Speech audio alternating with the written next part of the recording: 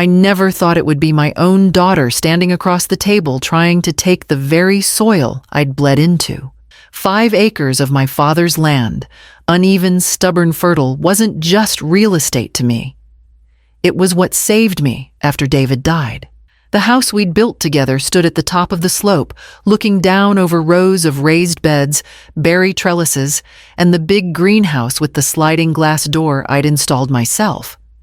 It wasn't much to outsiders, but it was mine. After the funeral, people brought casseroles and silence. Nobody asked what I would do alone out here. I didn't know either. I just kept waking up and putting my hands in the dirt. I started small: mustard greens, heirloom carrots, tomatoes, with names longer than my grocery list. By the 2nd year, the soil remembered me. The plants came up stronger. I added drip lines, joined the Saturday market, and watched my pantry fill with jars of things I'd grown from seed. Sloan barely came home. Always too busy. Always something new. When she finally showed up, suitcase in one hand and iced latte in the other, I thought maybe she'd come to breathe again like I had. She praised the layout of the orchard, ran her fingers along the chicken wire fence, asked if I'd ever had the land appraised. I didn't answer. Something in her tone was too smooth. Last week, she invited me to brunch, said she had something important to discuss. The food was beautiful as always. She poured mimosas, complimented my dress, smiled across the table. Then she opened a folder. "Sign it over, Mom," she said, calm as ever. "This land belongs to me now." There was a time when Sloan loved the garden. She was 6, maybe 7, when we planted our first row of bush beans together. Barefoot, both of us. Her knees were always dirty in summer, and I never had the heart to scold her for it. She'd giggle when the earthworms wriggled near her fingers, then look up at me with wide eyes like she'd just discovered treasure. That's what the land was to her then, an adventure. To me, it was survival, wrapped in routine. But when she was beside me, laughing in the dirt, it almost felt like joy. David used to sit on the porch, guitar in his lap, and watch us. He'd say we were rooting the family, pun always intended. We believed that, for a while. When he passed, everything hollowed out. The silence in the house was unbearable. Grief doesn't knock, it pours in, settles, and stays. I walked the property every morning just to keep from falling apart. Selling it would have been easy. I had offers. A developer from Portland waved numbers under my nose that would have erased every debt. But I couldn't do it. Instead, I cashed out what little savings we had, fixed the irrigation, rebuilt the greenhouse he started, and planted again. By the time the bank account hit 0, the earth had begun to answer. Tomatoes as sweet as plums. Radishes with bite. I started a weekly produce box and passed flyers at the farmer's market, like a woman possessed. Slowly, the rhythm returned. Not happiness, but a kind of clarity. Sloan watched from afar. I knew she was thriving, or at least that's what her emails suggested. She got into business school in New York and turned at a firm that handled sustainable portfolios, whatever that meant. I sent pictures of the harvest, sometimes not expecting much. She'd write back once every few weeks with short lines like, "Looks amazing, Mom," or "So proud of you." Always sweet. Always distant. I didn't mind. I told myself she'd come back when she was ready. I held the land like a place for her to return to, like a promise. I thought I was saving it for her. Maybe I was saving it for someone else entirely. When she stepped off the plane, that march all heels and posture, I didn't recognize what she was carrying with her. Sloan arrived unannounced. I was on the porch, deadheading the zinnias, when I saw a rideshare car pull up the gravel drive, tires crunching like bones.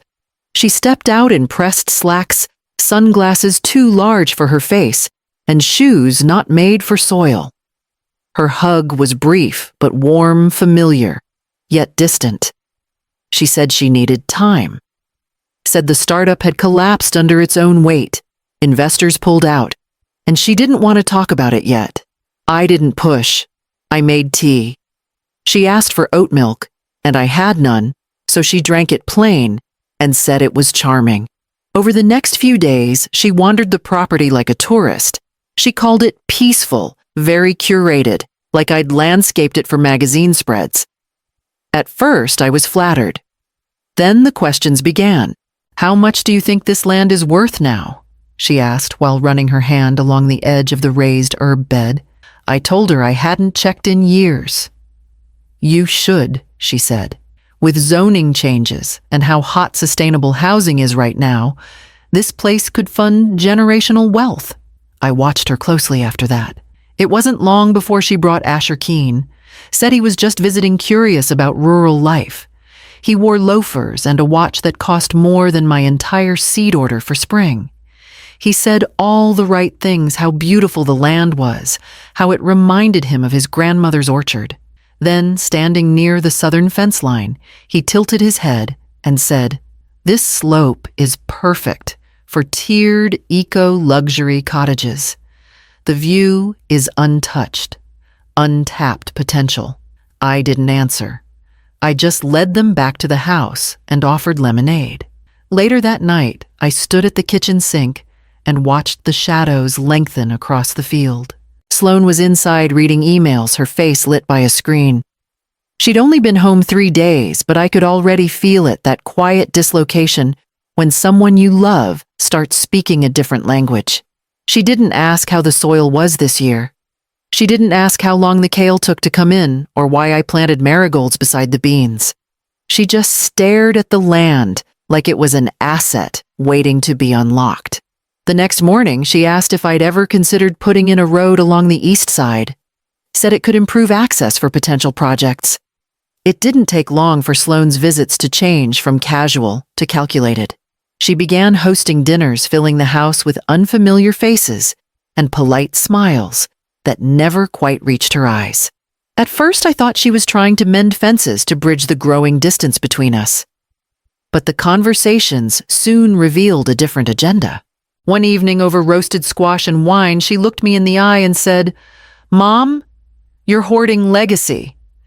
This land isn't just soil and plants, it's family wealth. You're stopping me from starting over." Her words hit me like a slap. I swallowed hard and told her it wasn't about money for me. It was about preserving something precious.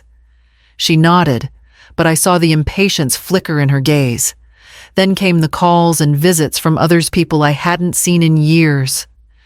My estranged sister Helen showed up at my doorstep, her voice gentle but firm. "Calla, it's time to think bigger. Sloan needs a fresh start, and this land could help her build that." I was stunned. Helen's sudden interest felt like a betrayal layered on top of another betrayal. Not long after Glenn Thatcher arrived. He'd been my father's closest friend, yet he hadn't stepped foot here in nearly a decade. Now, standing amid my tomato plants, he said softly, "Your dad wanted this place to lift everyone, not just you. Maybe it's time you considered the future beyond yourself." Their words wrapped around me like a tightening noose. I began to question myself. Was I really standing in the way of progress, or just afraid to let go? I found myself wondering if my stubbornness was selfishness, disguised as devotion. But then, late one night, the memory struck me. The rough, calloused hands of my father pressing beet seeds into the soil back in 1987. His voice steady and patient as he said, "If you want something to grow, you better respect the ground you put it in." That memory was my anchor. I refused to let it slip away. The next day, I installed more security cameras around the property. I contacted the county and updated the land ownership documents, ensuring everything was in order. I began meticulously logging every detail, crop yields, expenses, even photographs of the fields at dawn. I wasn't just defending land anymore. I was defending a legacy. And when Sloan called me to meet for brunch the following Sunday, I knew we were no longer talking about family. We were about to face a reckoning. Brunch was set like it was Easter morning.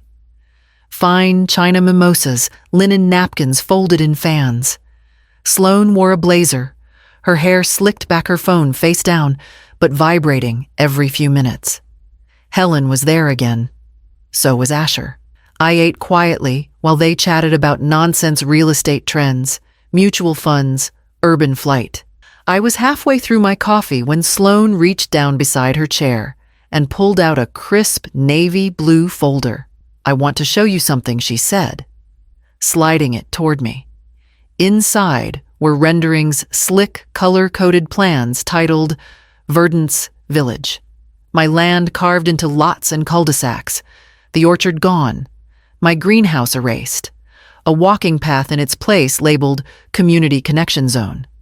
"You'd keep the house," she said, "and a nice garden. The rest is just underused. This could be part of something bigger." I stared at the images, then closed the folder. "No, Mom," she said slowly, "don't be emotional. This is logical. You'll still have your space." "This is my space," I said. "Every inch of it." She didn't yell, didn't cry, just leaned back in her chair and said, "Then you've made your choice. Don't say I didn't give you the chance." And that was the moment I knew something inside her had already moved on.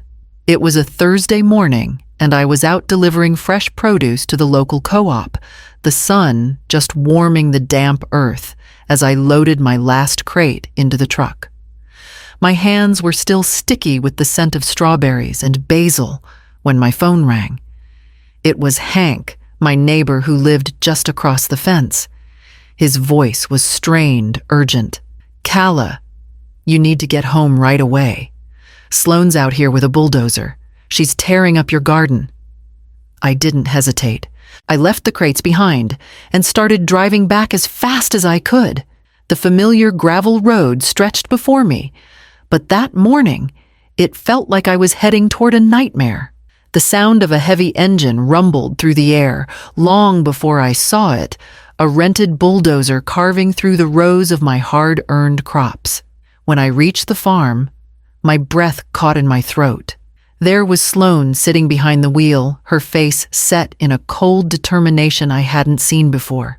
The machine's massive blade was flattening the raised beds where I had nurtured tomatoes, lettuce, and herbs.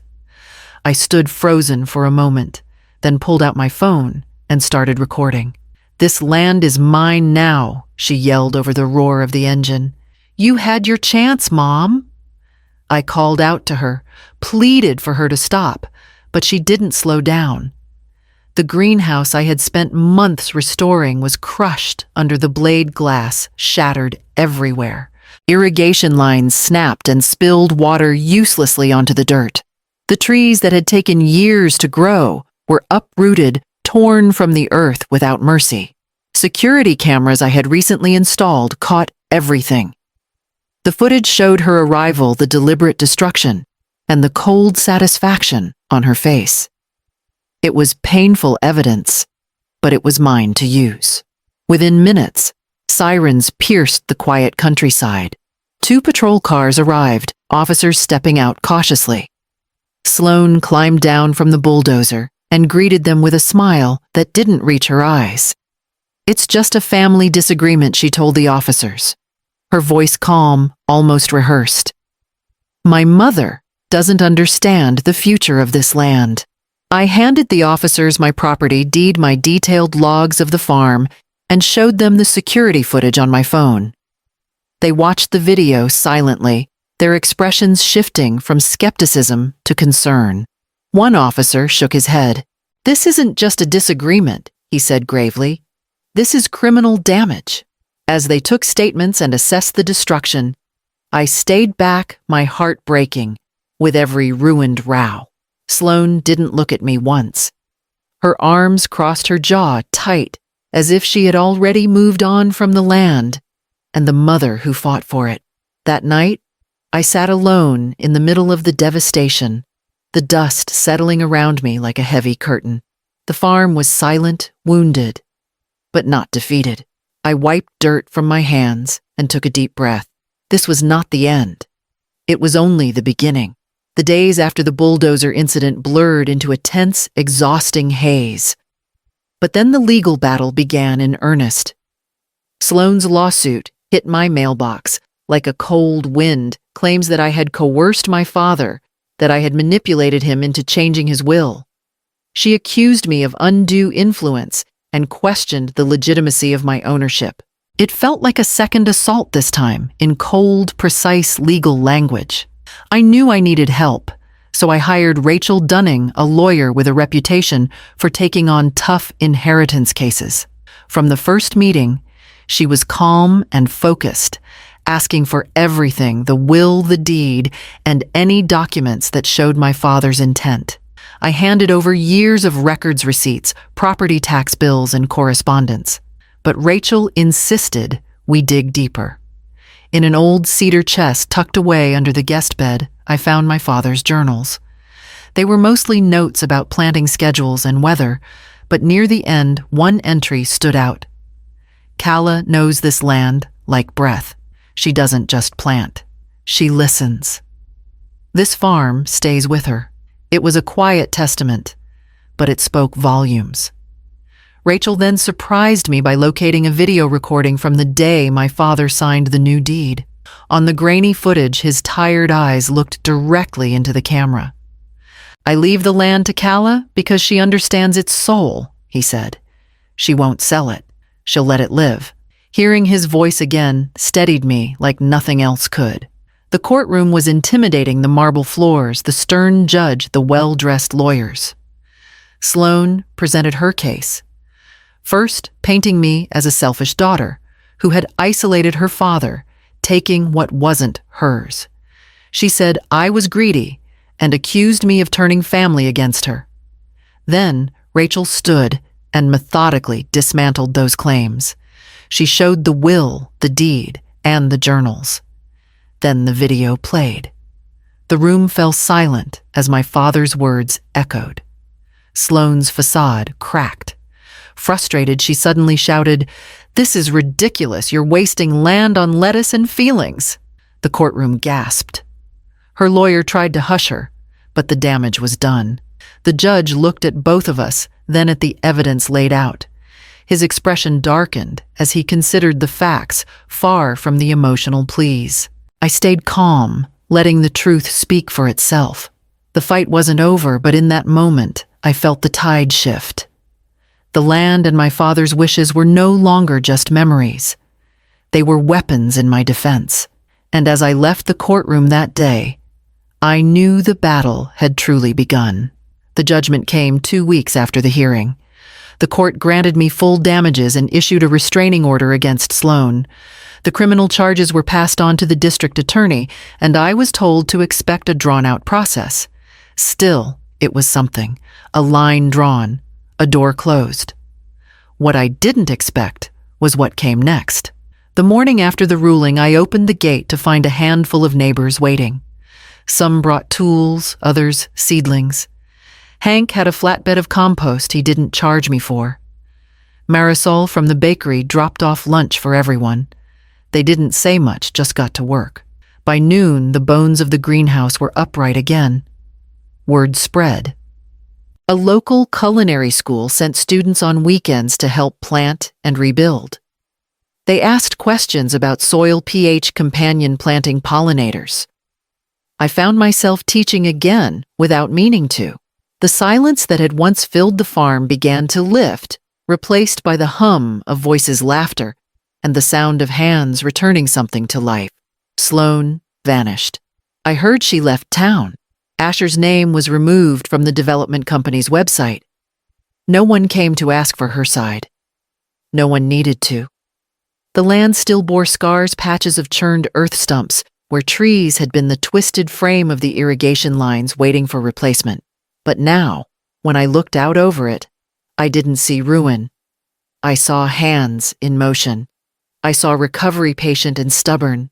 I saw something deeper than roots taking hold again. And for the first time in a long while, I didn't feel like I was farming alone. The real harvest had only just begun. The mornings are quiet now. I walk the rows of young plants with my father's old seed tin in hand, placing it carefully beside the regrown beds. It's dented and faded, but it still holds the weight of his hopes and now mine. I don't feel victorious. Not really. That kind of triumph would be too loud, too sudden. Instead, I feel grounded, steady, beneath the endless sky. The farm isn't just land or business anymore. It's a place where I can breathe and belong, even if the people I once loved don't see it that way. Weeks after the last seed went in, a small envelope arrived. No return address. Inside, a note in Sloan's handwriting. I meant to build something for us. I didn't know how to come home empty-handed. I read it over and over before placing it next to the tin. I never replied. Instead, I turned outward. I joined a local farming cooperative, sharing tips and seeds with others who love the earth as much as I do. I started teaching teenagers about soil health, showing them how to listen to the land the way my father taught me. I opened my farm for tours, welcoming visitors who want to learn to taste, to feel connected. The old wounds haven't disappeared. They never will. But in their place, I'm finding something new, a community of people who choose to nurture what matters. Sometimes family isn't born, it's grown. Tomorrow, the first group arrives for spring planting, and the gate swings open again. You can plant your life into something. Pour every bit of yourself into the soil, the seasons, the quiet moments of growth. But that doesn't mean others will see the roots. Sometimes the people you love don't understand what it takes to nurture something meaningful. Sometimes they want to tear it down instead. I've learned that knowing your worth comes before the harvest. It's in the decisions you make when no one's watching, in the boundaries you hold firm, when the world tries to convince you to let go. It's in standing your ground, even when it feels like you're standing alone. This story isn't just about land or family. It's about all the things we hold sacred and the strength it takes to protect them. Have you ever had to defend what was rightfully yours from someone you once loved unconditionally? What did it cost you, and what did it teach you? These are the questions I live with now as I tend to the land, to myself, and to the quiet hope that grows with every new season.